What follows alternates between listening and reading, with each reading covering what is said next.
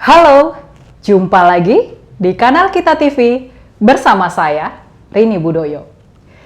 Belum habis soal kontroversi anggaran dalam pembuatan sirkuit Formula E, sekarang ditambah lagi soal lokasi pembuatan yang konon akan berlokasi di Ancol sebagai panggung hajatan besar itu. Sangat mengejutkan bahwa tiba-tiba Ancol yang bak siluman akan mendapat kucuran kredit triliunan rupiah dari Bank DKI. Jika Bandung Bondowoso saja yang dengan segenap kesaktiannya tak mampu menggenapkan 1000 candi dalam satu malam, sebagai manusia, mana mungkin aku membuat 1000 candi dalam waktu satu malam? Akankah para lakon ini sanggup membuktikannya pada panggung Ancol? Inilah si manis sirkuit Ancol.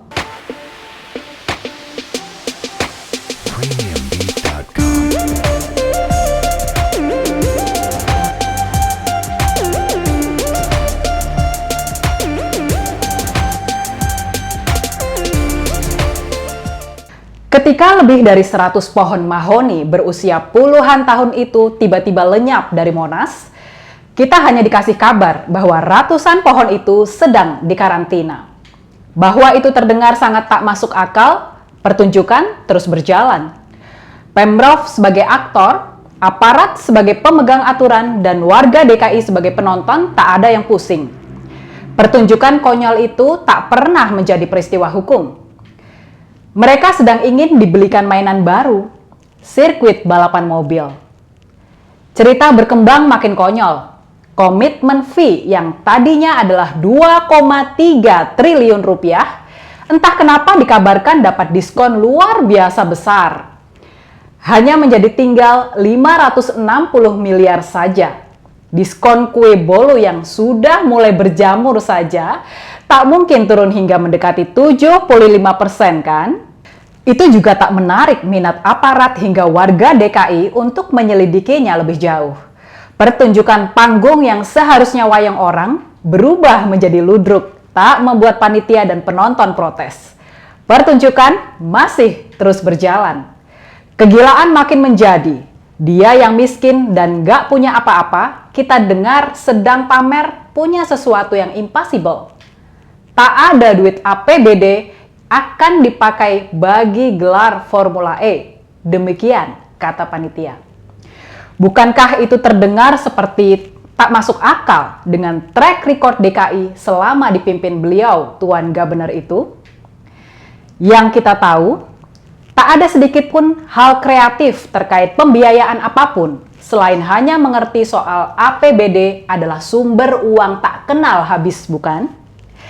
Ya, itu tak masuk akal sebagai ide kreatif yang bisa muncul dari Pemprov DKI.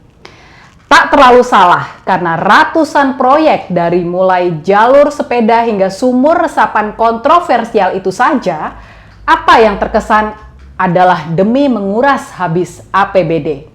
Tiba-tiba, Ancol dikabarkan dapat pinjaman dari Bank DKI sebesar 1,2 triliun rupiah. Sudah gitu, tanda tangan akta kredit itu tepat 3 hari sebelum Ancol diumumkan sebagai panggung bagi hajatan besar itu. Ya, sehebat apapun penjelasan mereka terkait hutang Ancol pada Bank DKI, itu terdengar seperti cerita lama. Cerita 190 pohon mahoni berusia puluhan tahun yang sedang dikarantina. Di mana tempatnya karantina itu? Itu tak penting. Para pengikutnya adalah kaum yang senang dengan hal-hal goib. Dan maka cerita goib yang sama pada kredit Ancol yang tak terhubung dengan gelaran itu akan dengan mudah mereka terima. Bila ternyata benar, dan pendanaan berarti tetap akan bersandar pada dana yang berasal dari Pemprov, itu pun tak akan meruntuhkan kredibilitas Tuan Gabener. Dia tetap orang paling dicari untuk menjadi Capres 2024 nanti. Pada benak mereka, sosok yang mampu menghadirkan banyak hal goib adalah tanda bahwa dia adalah pemimpin sebenarnya. Dan Gabener adalah salah satu sosok pembuat hal goib di masa modern ini. Goib terkait mahoni dan goib komitmen fee hanya sedikit peristiwa goib yang harus disusul dengan cerita-cerita goib yang lain. Dan cerita terkait Ancol, itu cerita sangat mudah dibuat menjadi jauh lebih goib.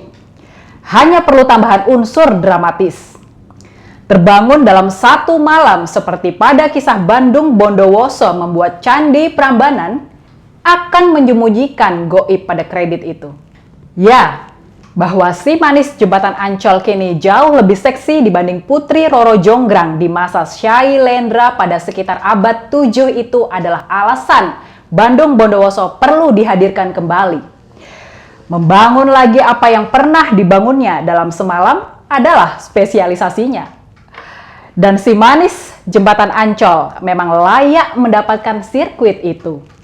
Dia sudah terlalu lama tinggal di jembatan yang kini kondisinya makin sering terendam banjir. Ada perempuan di pinggir jembatan. Bajunya merah. Pas saya perhatiin, kakinya nggak napak. Astagfirullahaladzim. Setan! Dia layak mendapat nama baru. Si manis Sirkuit Ancol.